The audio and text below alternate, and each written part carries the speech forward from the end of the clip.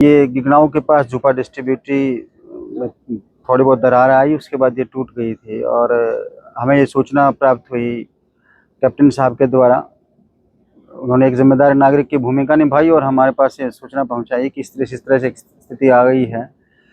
तो मैं भी यहाँ पहुंचा हूँ और इरिगेशन डिपार्टमेंट के अधिकारी और कर्मचारी कृष्ण जे साहब जी भी वहाँ पहुँचे हैं और सारी चीज़ें बहुत त्वरित रूप में कर ली गई हैं। दोनों तरफ से उनको पानी को रोक दिया गया है और जो पानी बहुत ज़्यादा आ रहा है इसलिए ये व्यवस्था भी की गई है कि वो दो अलग अलग माइनर्स में वो पानी चला जाए, उसके बाद ये घंटे भर में ये पानी सूख जाएगा और फिर जो बाकी की चीज़ें हैं वो कर ली जाएंगी। तो फिलहाल स्थिति नियंत्रण में है और पूरी तरह से डिपार्टमेंट के इस पर पूरी नज़र भी है और मेरी भी पूरी नज़र रहेगी इस पर कि कहीं से कोई और इससे ज़्यादा कोई परिस्थिति ना हो जाए। दोनों तरफ से पानी बंद कर दिया गया है? हाँ, दोनों तरफ से पानी बंद कर दिया गया है और जो पानी जहाँ से आ रहा है उसमें थोड़ी सी दिक्कत ये है कि वो पानी ज़्यादा आ रहा है और जो माइनर्स को पानी प्राप्त करना है उनकी कैपेसिटी थोड़ी कम है अभी।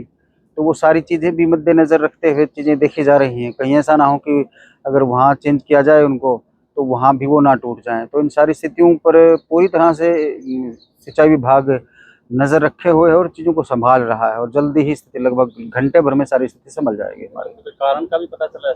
कारण अभी नहीं कह पाएंगे कि कैप्टन साहब ही बता पा रहे हैं, ग्रामीण बता पा रहे हैं कि पहले कोई पुराना मोगी यहाँ हुआ करती थी और वहाँ कोई लीकेज हुआ होगा और उसकी वजह से ये स्थिति हुई होगी। तो बाकी देखते हैं कि इसके बाद क्या निकलता है और ज़रूर इस पर जाँच की जाएगी और आगे ये स्थितियाँ दोबारा बार बार उत्पन्न ना हो इसके भी प्रयास किए जाएंगे। किसान का खेत जलमग्न हो चुका है, लगभग 5 एकड़ पानी भर हाँ, चुका है, उसके बारे में भी सर? उसके बारे में तो यही है कि एक बार हम नुकसान का आकलन करेंगे, पटवारी जी को भेजेंगे, यहाँ एग्रीकल्चर डिपार्टमेंट के अधिकारियों को भेजेंगे और उसके आकलन के बाद ये रिपोर्ट तहसीलदार के मार्फत मेरे मार्फत डीसी ऑफिस पहुँचेगी और वहाँ से सरकार को भेज दी जाएगी। जी।